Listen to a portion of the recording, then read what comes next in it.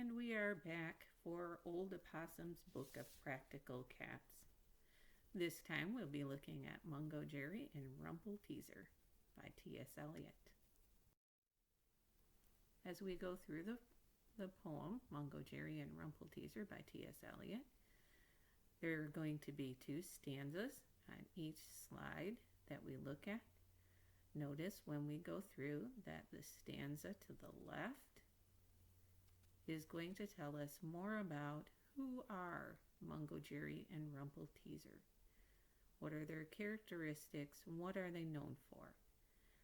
The stanza that will show up on the right of the slide will be telling us what gets blamed on them.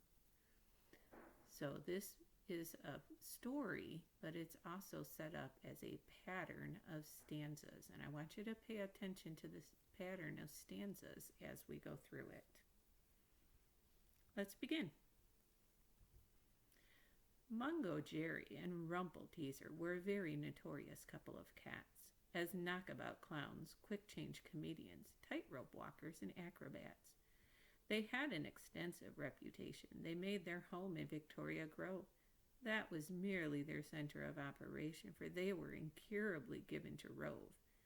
They were very well known in the Cornwall Garden, in Lunston Place, and in Kensington Square. They had really a little more reputation than a couple of cats can very well bear. If the area window was found ajar, and if the basement looked like a field of war, if a tile or 2 came loose on the roof, which presently ceased to be waterproof, if the drawers were pulled out from the bedroom chest, and you couldn't find one of your winter vests, or after supper one of the girls suddenly missed her Woolworth pearls, then the family would say, "It's that horrible cat! It was Mungojerrie or Rumpelteazer." And most of the time, they left it at that. Mungojerrie and Rumpelteazer had a very unusual gift of the gab. They were highly efficient cat burglars as well, and remarkably smart at smash and grab. They made their home in Victoria Grove. They had no regular occupation. They were plausible fellows and liked to engage a friendly policeman in conversation. When the family assembled for Sunday dinner with their minds made up that they wouldn't get thinner on Argentine joint, potatoes, and greens, and the cook would appear from behind the scenes and say in a voice that was broken with sorrow, "I'm afraid you must wait and have dinner tomorrow, for the joint has gone from the oven like that." Then the family would say, "It's that horrible cat." It was Mungojerrie or Rumpelteazer, and most of the time they left it like that. Mungojerrie and Rumpelteazer had a wonderful way of working together, and some of the time you would say it was luck, and some of the time you would say it was weather.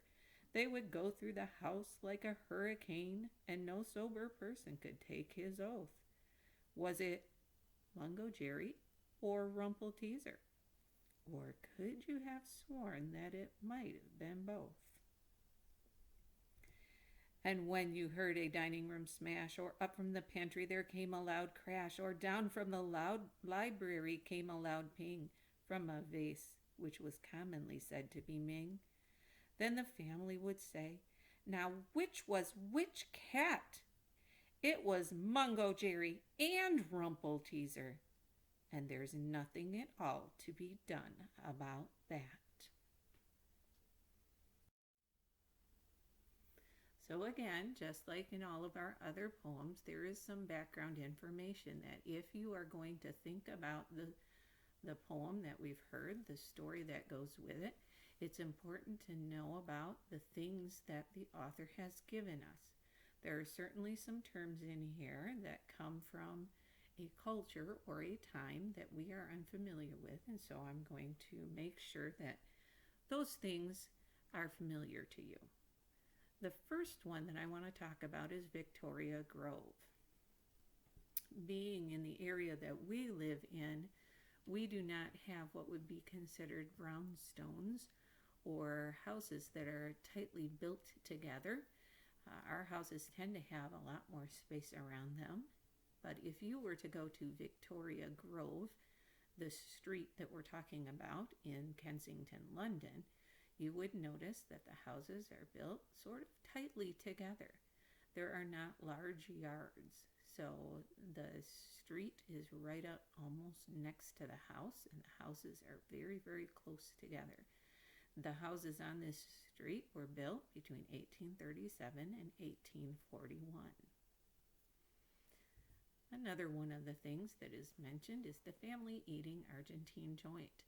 Now, again, we do have roast in America, but we don't call it a joint. And in this case, it simply is a Sunday dinner roast. And the Ming vase. A Ming vase is a specific kind of vase. And you can see one pictured here. They're more expensive as vases go because of the materials that they're made out of and the fact that they generally were painted by hand, and so the designs on them would bring up the price. So if you break a Ming vase, you are not going to make the family very happy.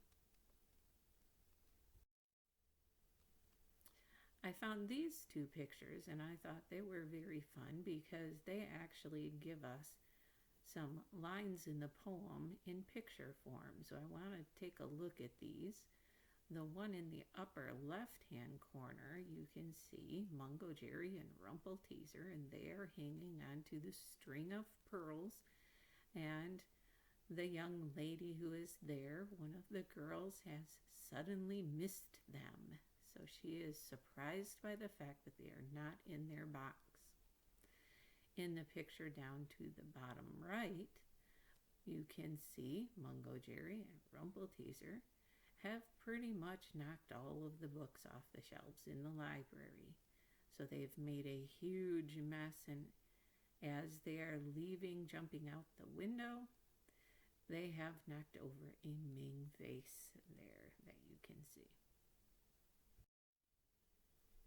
Here are a couple of other illustrations that look like they have given these characters some human features when in fact they are cats. Notice that in the one on the right, she is wearing the pearls, and on the left, our little saying, it might have been both. So when they are getting in trouble, they work together, so they are quite often pictured together. They're partners. I love the picture to the right in the bottom on this one. This is obviously drawn by a child, and if you'll notice, they've tried to include a lot of the story there. So they are depicted as having stolen some things.